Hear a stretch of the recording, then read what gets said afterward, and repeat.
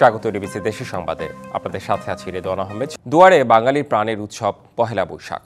পুরাতন বছরকে বিদায় দিয়ে নতুন বছরকে বরণ করে নিতে সে সময়ের প্রস্তুতি চলছে যশোরে। পহেলা বৈশাখে শোভাযাত্রার গোড়াপত্তন হয়েছিল যশোর থেকে, তাতে এবারও যোগ হয়েছে নতুন অঙ্গীকার। শোভাযাত্রা সাজানো হবে পরিবেশ বান্ধব, প্রকৃতি রক্ষায় সচেতনতামূলক বিভিন্ন অনুষঙ্গ দিয়ে। থাকবে গাছ, ফুল, পাখিসহ প্রকৃতির নানা উপাদান। সাংস্কৃতিক অনুষ্ঠানও সাজানো হয়েছে নতুন আঙ্গিকে। নাচ, গান, কবিতার মহড়ায় ব্যস্ত ৩০টি সংগঠন। বর্ষবরণের উদযাপন নির্বিঘ্ন করতে নিরাপত্তা ব্যবস্থা সহ নানা প্রস্তুতি নিয়েছে প্রশাসন। চলমান এসএসসি পরীক্ষার কারণে রাত ৮টার মধ্যে সব ধরনের অনুষ্ঠান শেষ করতে নির্দেশনা দেওয়া হয়েছে। পহেলা বৈশাখের প্রস্তুতি হিসেবে বিবর্তনে প্রত্যেক দিনই রিহার্সাল চলছে। যশোরের সাংস্কৃতিক সংগঠনগুলো ব্যাপক কর্মসূচি গ্রহণ করেছে। প্রতিটি সংগঠনে এখন সাজ রব চলছে। আমাদের প্রস্তুতি ইতিমধ্যেই শুরু করেছি, যা শেষ পর্যায়ে।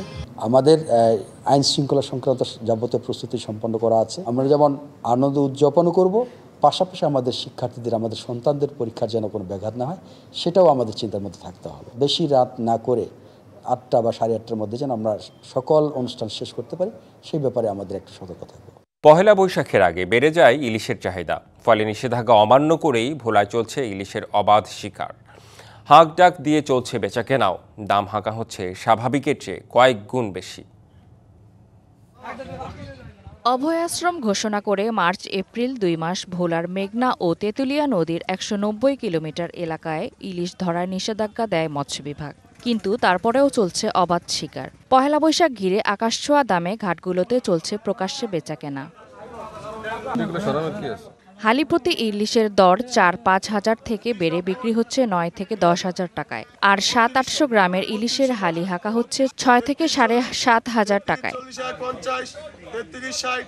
পেটের দায়ে বাধ্য হয়েই নদীতে ইলিশ শিকার ও বিক্রির কথা বলছেন জেলে ও আড়তদাররা।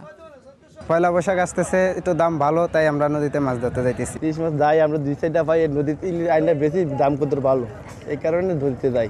গুড়া মাছটা পাই না অতটা, এই ইলিশ মাছে পোষে, এই জন্য যাই। পয়লা বৈশাখ তো সামনে, এই জন্য মাছের দাম বেশি। ইলিশের খুব আকাল, এই জন্য দামটা একটু বেশি। মাছ কম, আরেকদিকে পয়লা বৈশাখ, এই দুটা বিষয়, এই জন্যই ইলিশের দামটা একটু বেশি।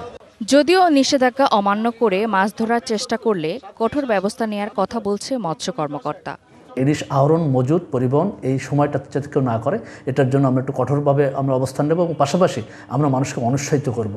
দেশের বৃহত্তর দ্বীপ জেলা ভোলার মেঘনা ও তেঁতুলিয়া নদী থেকে দেশের চাহিদার প্রায় ৩৩% ইলিশ আহরণ করা হয়। DBC news desk. অনলাইনে ভিউ বাড়িয়ে আয় করতে ইচ্ছে মতো ভিডিও কন্টেন্ট বানাচ্ছেন অনেকেই। অশালীন কর্মকাণ্ডের পাশাপাশি ব্যবহার করা হচ্ছে শিশুদের। এর নেতিবাচক প্রভাব পড়ছে সমাজে। এ নিয়ে অস্বস্তিতে সচেতন নেটিজেনরা। সামাজিক যোগাযোগ মাধ্যমে নজরদারি বাড়ানোর দাবি তাদের। অনলাইনের যুগে এখন বিনোদনের অন্যতম জায়গা ফেসবুক, টিকটক ও ইউটিউবের মতো বিভিন্ন সামাজিক যোগাযোগ মাধ্যম। আর এসব মাধ্যমই আয়ের উৎস বহু মানুষের। দিন দিন বাড়ছে কন্টেন্ট ক্রিয়েটরের সংখ্যা। তবে কোনো বাধা নিষেধের তোয়াক্কা না করেই বিভিন্ন অশালীন কন্টেন্ট বানিয়ে বিতর্কও ছড়াচ্ছেন অনেকে।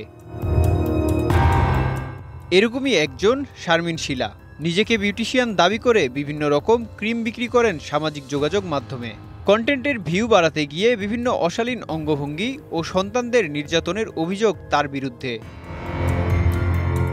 শারমিন শিলার এমন আচরণে ক্ষুব্ধ অনেকে। আপত্তি জানিয়ে আশুলিয়া থানায় মামলার পর বৃহস্পতিবার রাতে গ্রেপ্তার করে পুলিশ।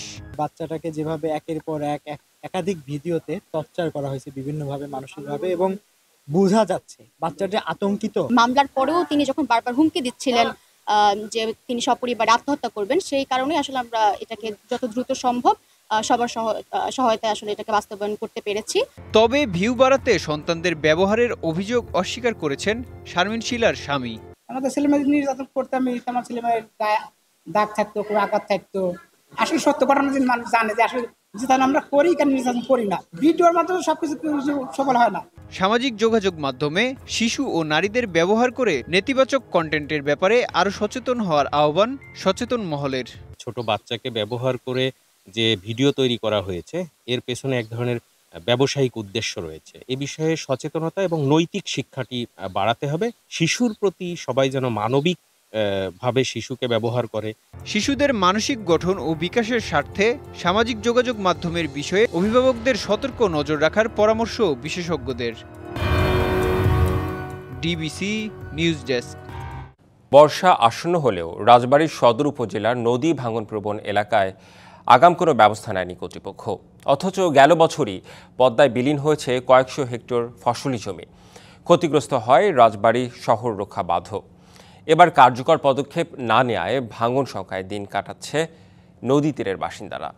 এদিকে ভাঙন রোধে প্রকল্প প্রস্তাব দেওয়া হয়েছে বলে জানিয়েছে পানি উন্নয়ন বোর্ড। গেল বছর রাজবাড়ী সদর উপজেলার মিজানপুর ইউনিয়নের মহাদেবপুর কালীতলা চর সিলিমপুর এলাকায় ব্যাপক নদী ভাঙন দেখা দেয়। এতে বিলীন হয় কয়েকশো হেক্টর ফসলি জমি। সে সময় কার্যকর ব্যবস্থা নেয়নি পানি উন্নয়ন বোর্ড। এদিকে আসন্ন বর্ষায় পদ্মার ভাঙন রোধেও নেওয়া হয়নি কোনো পদক্ষেপ। এতে ভাঙনের হুমকিতে কৃষি জমি সহ বহু স্থাপনা। এই জায়গা ভেঙে গেলি আমাদের যাওয়ার জায়গা কোনো পরিস্থিতি নাই। এবার তো হুমকির মধ্যে যে আছে থাকবে না, তাও 2-3 রশি যাবে। 2018 সালে 376 কোটি টাকা ব্যয়ে রাজবাড়ী শহর রক্ষা প্রকল্পের কাজ শেষ করে পানি উন্নয়ন বোর্ড। কিন্তু 3 বছর না যেতেই প্রকল্পে দেখা দেয় ভাঙন। বিগত সরকারের দুর্নীতি ও লুটপাটের কারণেই এ দশা, এমন অভিযোগ স্থানীয়দের। এই শুনলাম বলে বাদবি আর তো কটা বস্তা ফেলাইলে আর বাদলে না। যে টাকাটা আসছে সরকার থেকে, এটা কি পরিপূর্ণভাবে এখানে ব্যয় হয়েছে নাকি, এটা আসলে তদারকি করা দরকার। নদী শাসনে বিশেষজ্ঞদের মতামত নিয়ে কাজ করার তাগিদ সচেতন মহলের। নদীর বাঁধ রক্ষা করা এবং সহজভাবে যাতে নদীর স্রোত যাতে সৃষ্টি থেকে শেষ পর্যন্ত যাতে অববাহিত হতে পারে সেদিকে লক্ষ্য রাখা। ভাঙন ঝুঁকি বিবেচনায় 2টি প্রকল্পের প্রস্তাব দেয়া হয়েছে। অনুমোদন পেলে শুরু হবে কাজ, এমনটাই বলছে পানি উন্নয়ন বোর্ড। অধিক ঝুঁকিপূর্ণ 2টি এলাকায় আমাদের 2টা প্রকল্প প্রক্রিয়াধীন রয়েছে। এই প্রকল্প এলাকায় জিওব্যাগ দ্বারা প্রতিরক্ষা কাজ বাস্তবায়ন করা হবে। কেবল আশ্বাস নয়, নদী ভাঙন রোধে দ্রুতই কার্যকর পদক্ষেপ নেবে পানি উন্নয়ন বোর্ড, এমন প্রত্যাশা নদী তীরের বাসিন্দাদের। DBC news desk. ঝিনাইদহের শৈলকুপায় আধিপত্য বিস্তার নিয়ে দুই পক্ষের সংঘর্ষে কমপক্ষে 25 জন আহত হয়েছে। সকালে উপজেলার কেষ্টপুর গ্রামে এ সংঘর্ষ হয়। স্থানীয়রা জানায়, উমেদপুরের ইউপি সদস্য কপিল বিশ্বাসের সাথে রইচ উদ্দিন সমর্থকদের বিরোধ চলছিল। এরই জেরে বুধবার রাতে দুই পক্ষের সংঘর্ষে 10 জন আহত হয়। সকালে আবারও দেশীয় অস্ত্র নিয়ে সংঘর্ষে জড়ায় তারা। এ সময় বেশ কয়েকটি বাড়িঘর ও দোকানপাটে ভাঙচুর চালানো হয়। আহতদের উদ্ধার করে শৈলকুপা উপজেলা স্বাস্থ্য কমপ্লেক্স ও ঝিনাইদহ সদর হাসপাতালে ভর্তি করা হয়েছে।